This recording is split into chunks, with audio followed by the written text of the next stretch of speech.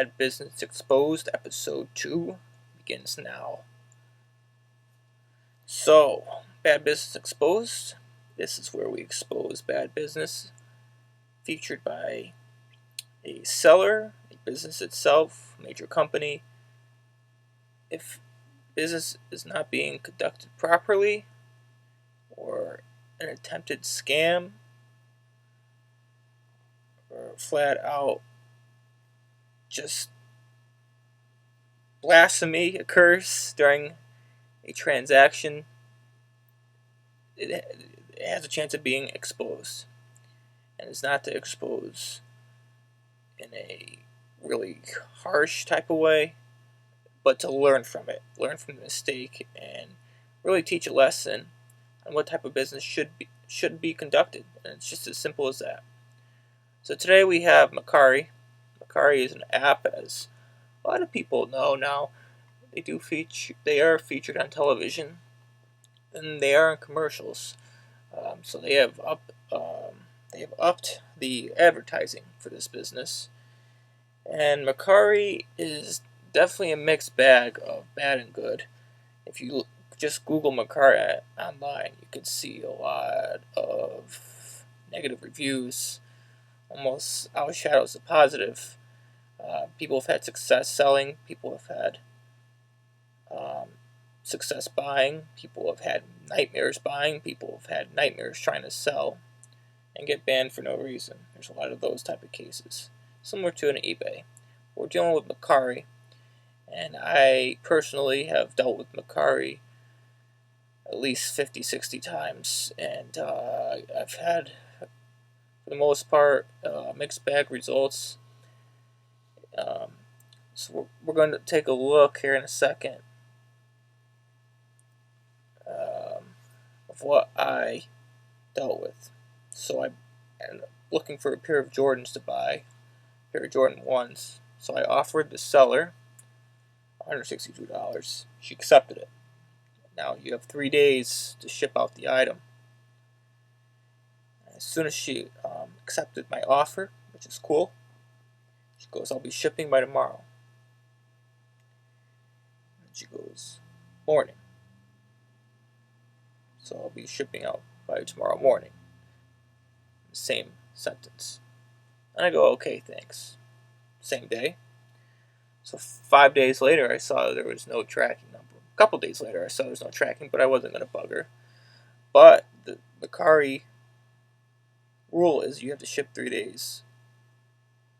Within 3 days, and she didn't do it. So I gave her some grace period.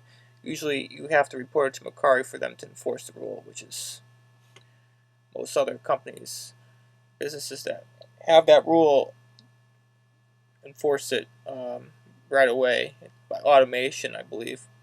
But Mercari doesn't. Mercari's behind the times a little bit when it comes to that. They're interesting in a few ways. So she goes, "Did you ship or no?" Or I go, did you ship or no?" She never answered, and I go, finally, after 7 days, I go, "Thanks for answering." Called her a scam, which she is or isn't. I don't know what she's doing at this point. I have not received the shoes. She hasn't left a response. And then she replied, "Scam FOH." FOH is a derogatory term, which means get out of here, but replace it with the F-bomb. And she hasn't had time, and she laughed out loud, or laughed my ass off is what LMAO stands for. So what we got is an immature girl selling, and she doesn't take business seriously, which is unacceptable. If you're going to be selling items online, taking people's hard-earned money, and not shipping out, or not filling your end of the bargain, then you shouldn't be selling online. You should delete the app, and you should have a nice day. So when I ended up getting the money back, but this is Bad Business Exposed. When you are selling online, here it is. When you are selling online, you are obligated to fulfill an order in a timely manner, either by policy